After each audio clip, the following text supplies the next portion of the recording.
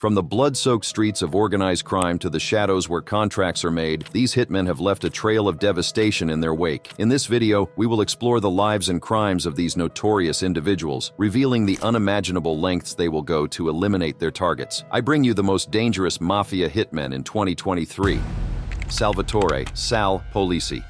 Poli's journey into the criminal underworld began at a young age. Growing up in a neighborhood heavily influenced by organized crime, he was exposed to the allure and power of the mafia from an early stage. With his Italian and Sicilian heritage, Poli was deeply ingrained in the culture and traditions of the mafia. As he entered adulthood, Poli quickly rose through the ranks, catching the attention of high-ranking mobsters with his unwavering loyalty and willingness to do whatever it took to get the job done. His reputation for violence and his ability to carry out hits with precision made him a valuable asset to the mafia families he served. Poli's preferred method of execution was as brutal as it was effective. He was known for his expertise in close-quarters combat, often opting for up-close and personal confrontations with his targets. Whether it was a knife, a garrote, or his bare hands, Poli had a knack for eliminating his victims without leaving a trace. One of the most chilling aspects of Poli's approach was his ability to blend in seamlessly with his surroundings. He could be the friendly neighbor next door, the unassuming businessman, or the harmless passerby. This skill allowed him to strike fear into the hearts of his targets, who never knew when or where he would strike. Poli's reputation as a hitman reached its peak when he was hired to carry out a series of high-profile assassinations. His targets included rival mobsters, government officials, and even members of law enforcement who posed a threat to the mafia's operations. Each hit was meticulously planned and flawlessly executed, leaving no room for error. However, Poli's reign of terror came to an abrupt end when he made a fatal mistake. During one of his assignments, he left behind a crucial piece of evidence that led investigators straight to his doorstep. The authorities had finally caught up with the elusive hitman, and his days of operating in the shadows were numbered. In a shocking turn of events, Poli decided to cooperate with the authorities. He saw an opportunity to turn his life around and leave behind the violence and bloodshed that had defined his existence for so long. His decision to testify against his former associates, including high-ranking mobsters, sent shockwaves through the criminal underworld. Poli's testimony proved to be instrumental in dismantling the mafia's operations and bringing down some of the most powerful figures in organized crime. His inside knowledge and first-hand accounts of the inner workings of the mafia provided invaluable insights for law enforcement agencies. Today, Salvatore "Sal" Poli is a changed man. After leaving the mafia behind, he has dedicated his life to sharing his story and educating others about the dangers of organized crime. Poli has become a successful public speaker, captivating audiences with his first-hand accounts of the dark underbelly of the mafia. His experiences have also led him to venture into the world of literature and film. He also made many television appearances in which he was asked many questions about his life choices in the mafia.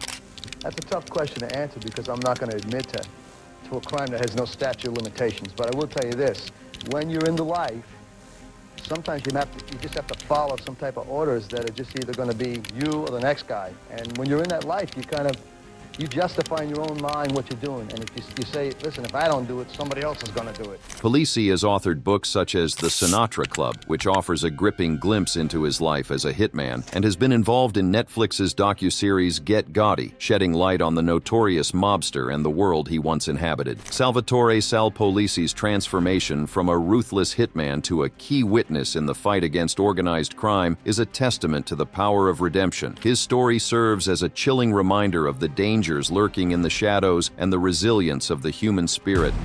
Gerald Galant.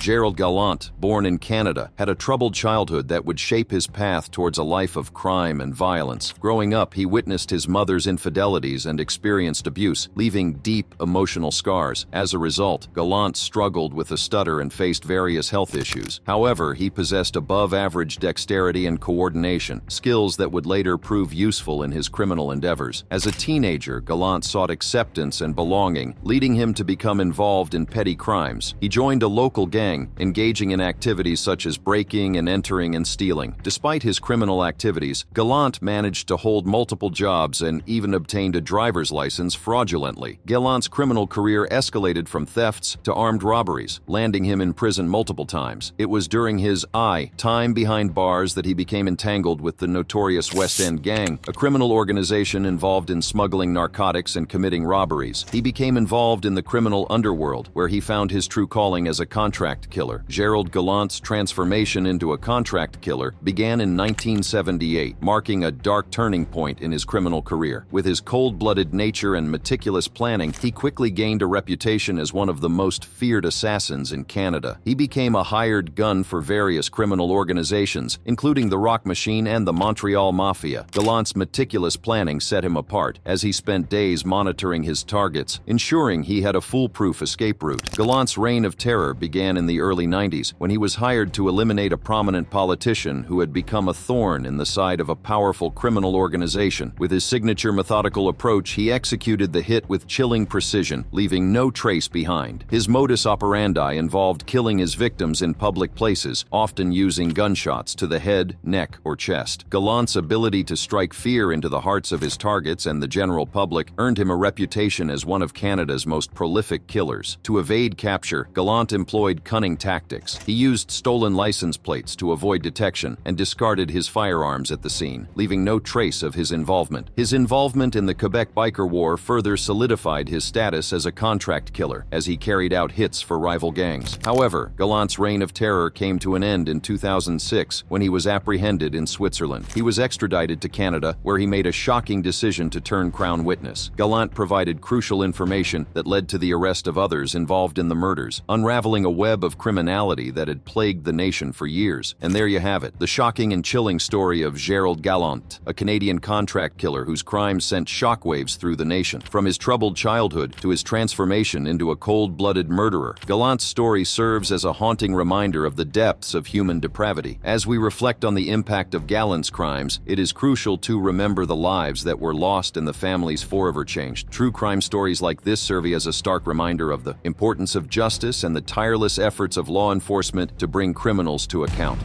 Serge Quesnel. In the treacherous world of organized crime, one name strikes fear into the hearts of both rivals and allies alike. Quesnel's journey into the dark underbelly of the Mafia began at an early age. As a troubled youth, he dropped out of high school and embarked on a criminal career that would shape his destiny. Quesnel's criminal activities started with petty crimes like shoplifting, but it wasn't long before he graduated to more serious offenses. Armed robbery became his modus operandi, and he quickly gained a reputation for his audacity and cunning. However, it was his involvement in the drug trade that truly propelled him into the ranks of the criminal elite. Working as an enforcer and debt collector for local drug dealers, Quesnel honed his skills in intimidation and violence. His ruthless nature and unwavering loyalty to those he served earned him the respect of his peers and the attention of the underworld's most notorious figures. Quesnel's reputation as a cold-blooded enforcer grew, and he soon found himself committing heinous acts to solidify his standing within the criminal hierarchy. It was in 1993 that Quesnel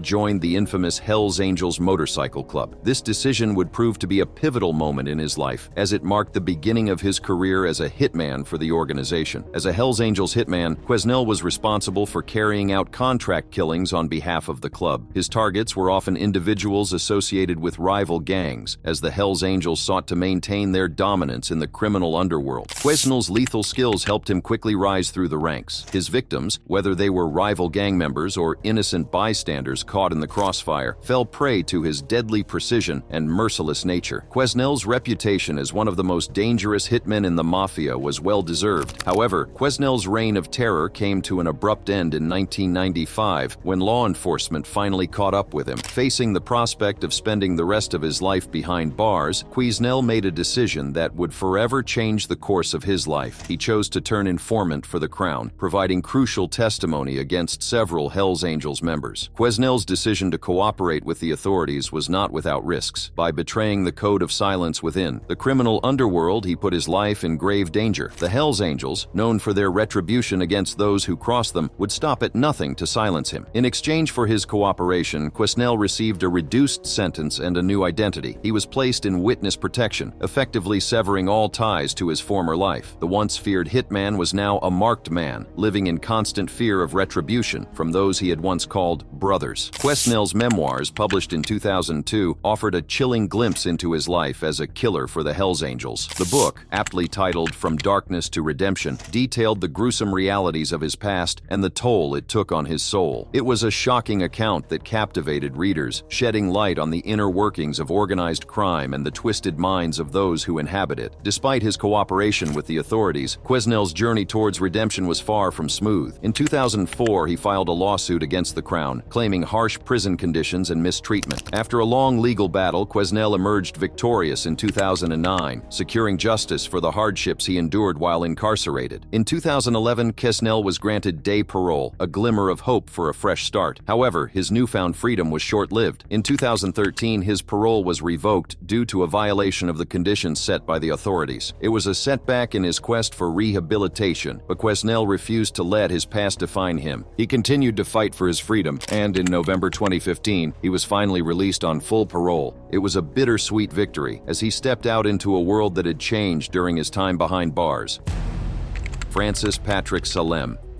Francis Patrick Salem, also known as Cadillac Frank and Julian Daniel Selig, was a name that struck fear into the hearts of many in the criminal underworld. Born on August 18, 1933 in Weymouth, Massachusetts, Salem's journey into a life of crime began at a young age. As he grew older, his involvement in criminal activities only intensified, and he quickly gained a reputation for his ruthlessness and willingness to resort to violence. Salem's rise to power came during the early 1960s when he found himself embroiled in the notorious Irish gang wars that plagued the streets of Boston. It was during this time that he admitted to carrying out numerous murders of rival gang members, solidifying his position as one of the most dangerous hitmen in the city. His ability to eliminate his enemies with cold precision earned him the respect and fear of those around him. But it was a car bombing that truly cemented Salem's status as a force to be reckoned with. In a calculated move to eliminate a rival gang member, Salem orchestrated a devastating car bombing that tragically claimed the life of an innocent bystander.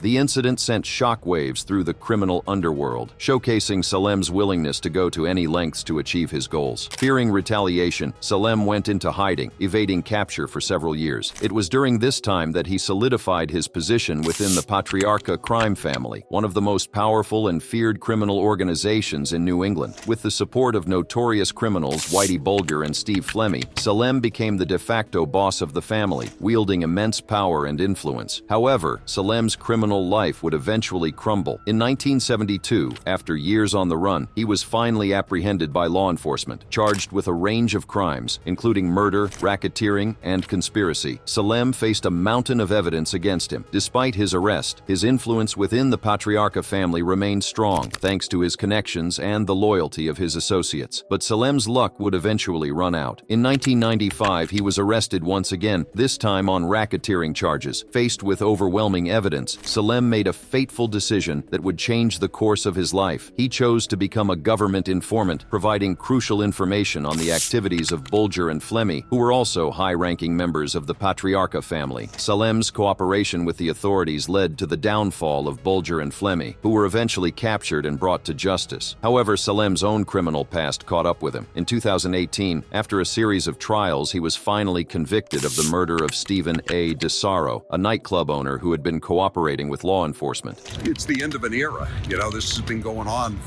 for all of our entire lives, and this is the last of these trials. The conviction resulted in a life sentence, ensuring that Salem would spend the remainder of his days behind bars. On December 13, 2022, at the age of 89, Francis Patrick Salem passed away in Springfield, Missouri. His death marked the end of an era, as one of the most dangerous and influential mafia hitmen in American history was laid to rest. His legacy, filled with violence, intrigue, and a life lived on the wrong side of the law, serves as a chilling reminder of the dark underbelly of organized crime. José Manuel Martinez.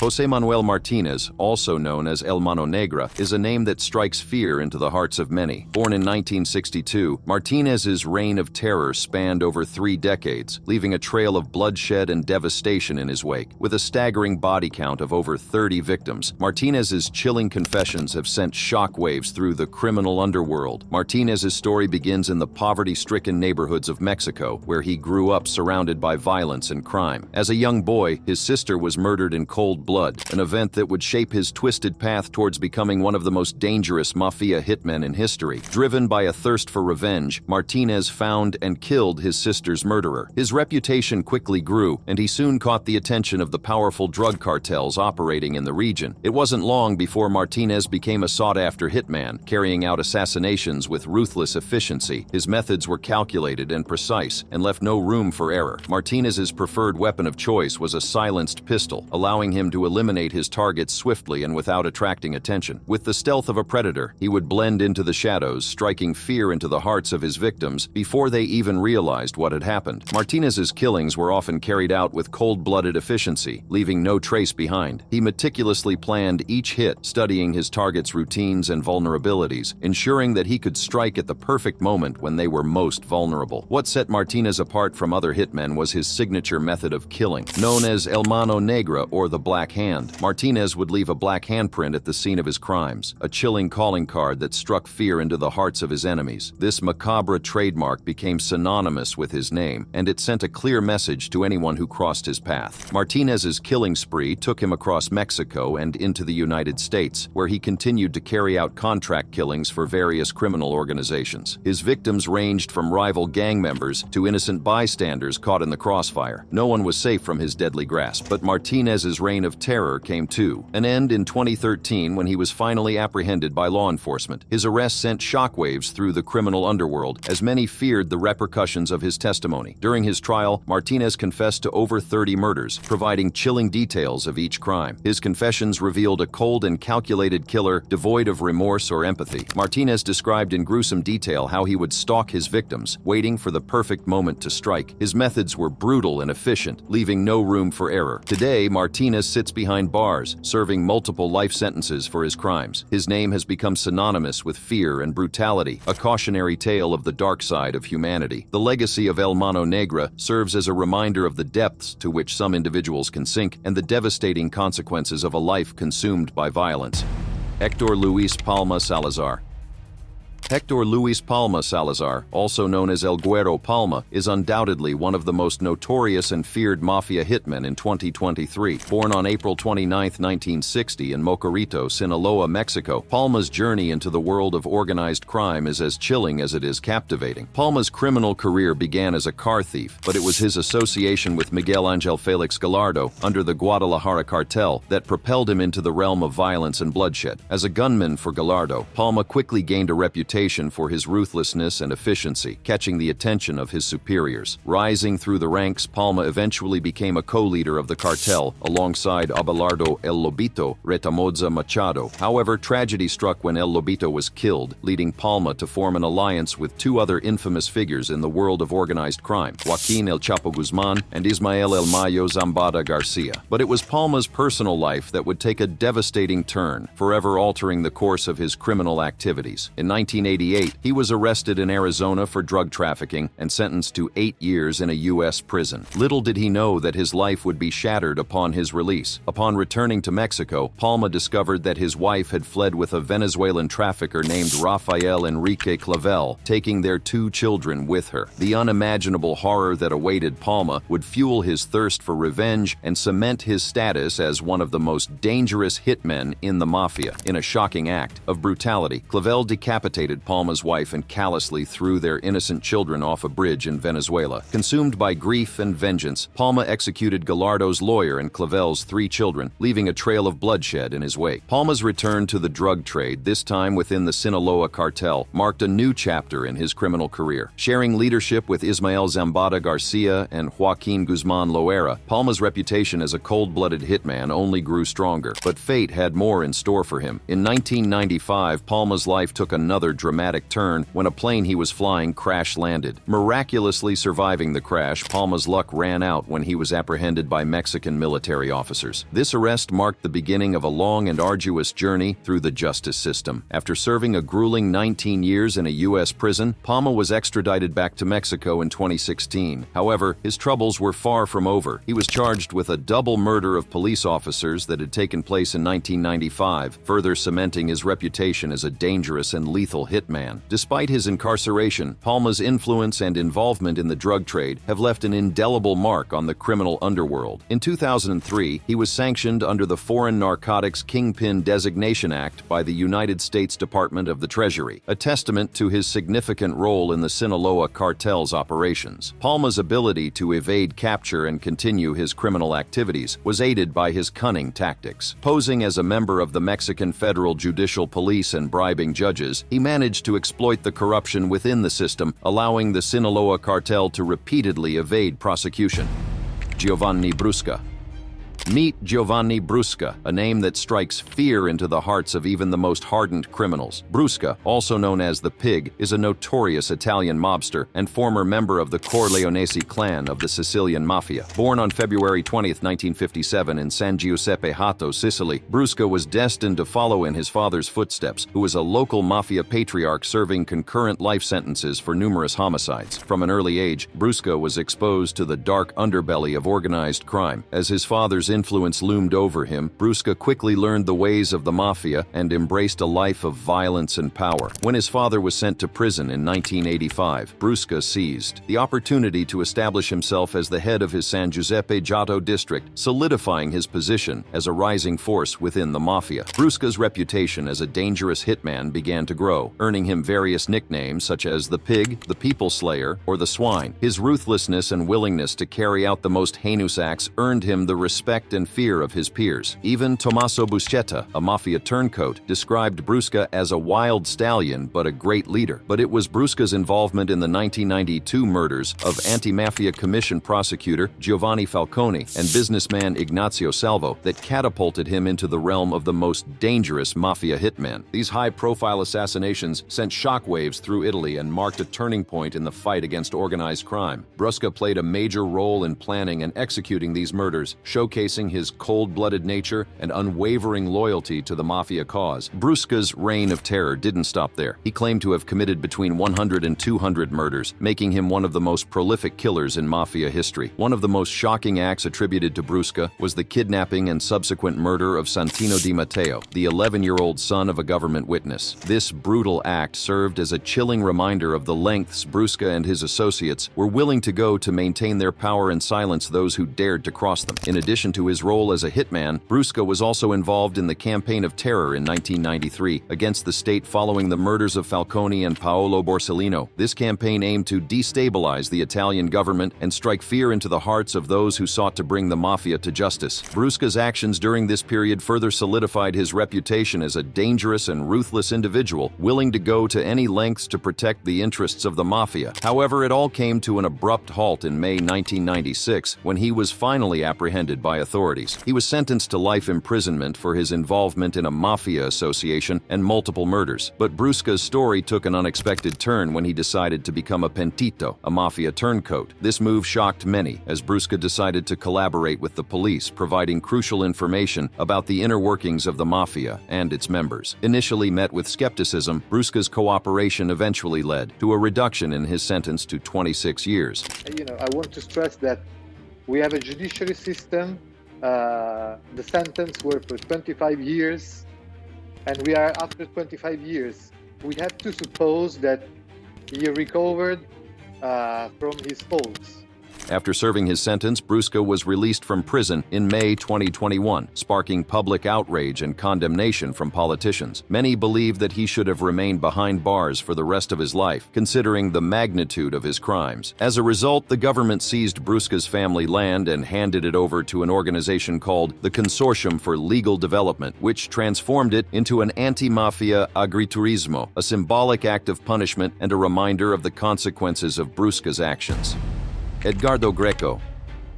Edgardo Greco, also known as Paolo Dimitrio, is a name that strikes fear into the hearts of those familiar with the dark underbelly of organized crime. This notorious Italian hitman has a long and violent history, leaving a trail of bloodshed and destruction in his wake. Greco's involvement in the mafia dates back to the turbulent 1990s, when he played a significant role in the mafia war that ravaged Italy's Calabrian province. He carried out the executions of many targets at the behest of the mafia. For his crimes, crimes, he had been on the run for 17 years, evading law enforcement agencies across Europe. Greco was wanted for the brutal murder of 2 rival gang members, whom he allegedly beat to death with a crowbar and dissolved their bodies in acid. As Edgardo Greco's life on the run began, he vanished into the shadows, leaving behind a trail of fear and mystery. After being sentenced to life in prison in absentia for his involvement in a double homicide and attempted murder during a brutal mafia war in the 1990s, Greco knew he had to escape the clutches of the law. In the 2000s, while in police custody, Greco executed a daring escape that shocked authorities and left them scrambling to recapture him. Taking advantage of a moment of distraction, he managed to slip away from his captors, disappearing into thin air. It was a meticulously planned and audacious move that showcased Greco's cunning and resourcefulness. With his newfound freedom, Greco went to great lengths to ensure he would never be found. He adopted a new identity and settled in the picturesque city of Saint-Étienne in France. Under the guise of a pizza chef, he blended seamlessly into the local community, hiding in plain sight. For years, Greco managed to evade capture, skillfully navigating the intricate web of connections and support networks that the 'Ndrangheta syndicate provided. His ability to stay off the radar and maintain a low profile was a testament to his experience and the extensive reach of the mafia organization. During his time on the run, Greco assumed a new identity as a pizza maker, working under a fake name. He managed to blend into society, even gaining recognition for his pizza-making skills when he was featured in a local French newspaper. Little did he know that this would ultimately lead to his downfall. The arrest of Edgardo Greco was a significant victory in the fight against organized crime. Interpol, in collaboration with the ICANN unit, which focuses on the activities of the 'Ndrangheta crime syndicate, played a crucial role in his capture. Undercover agents obtained DNA evidence that confirmed Greco's true identity, ensuring a solid case against him. Greco for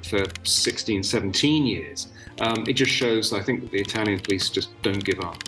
The 'Ndrangheta Mafia is known for its involvement in the cocaine trade and is considered one of the most dangerous criminal organizations in the world. Greco's arrest sends a strong message that no one is above the law, no matter how long they manage to evade capture.